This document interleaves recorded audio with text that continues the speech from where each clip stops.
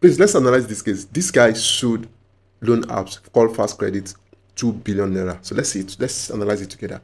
So analysis of available judicial redress against loan app harassment and defamation in the case of Mr. Peter and the FastCredit Limited.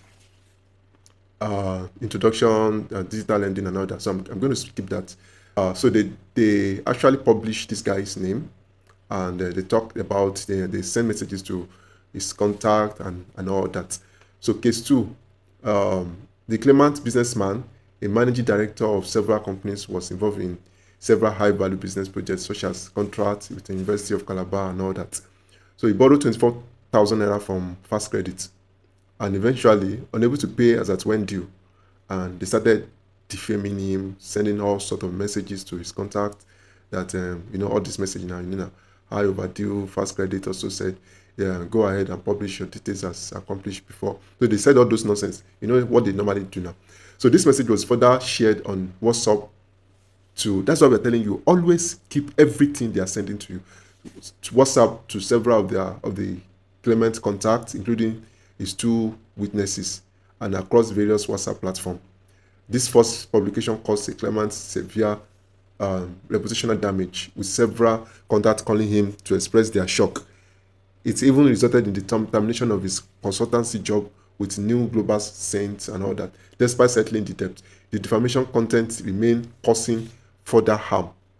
Always, that's what we're saying, always know your rights.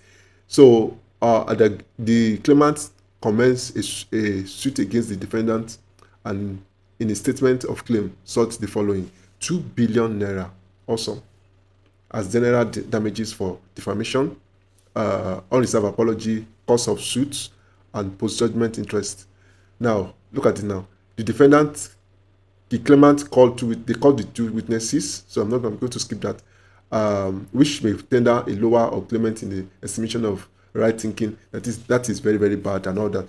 So what they are planning, that they should publication of offending words, which a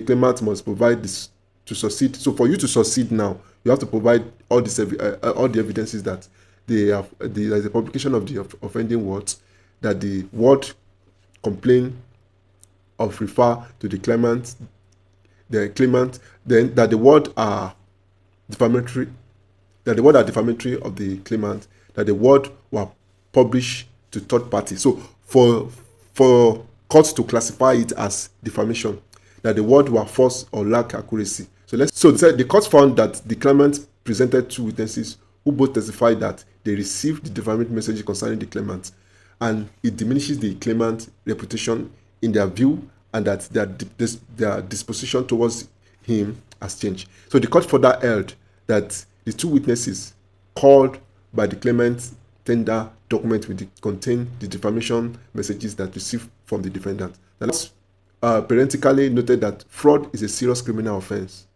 and no reasonable person will want to be labeled as fraudulent.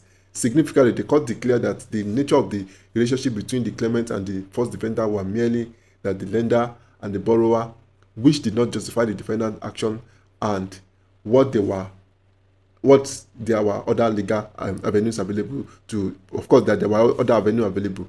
Now, concerning the 4th ingredient, so they mentioned all the 4 before they can approve that, okay, you are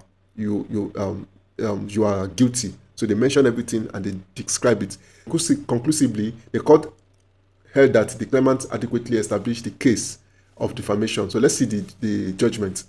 I hereby order the defendant jointly and severally to pay the sum of 2 million naira. That's too well, it's okay.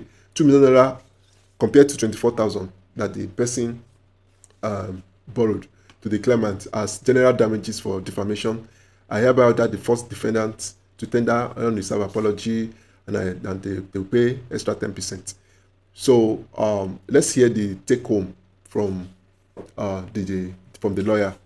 Now, received by the debtors to multiple excess call on a daily basis. So these are things you need to understand. You need to take for yourself. I mean, you need to make sure that you have online publication, that they publish your phone number, your name, your bank verification number. Is a serious offense. You receive by the debtor of messages called in an abusive and intimidating language, received by the debtors of messages containing threats or promise of harm, unauthorized contact of family and friends is a criminal offense.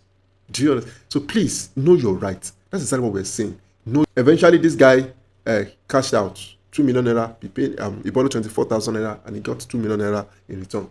So thank you and God bless. Know your right and start fighting. Thank you.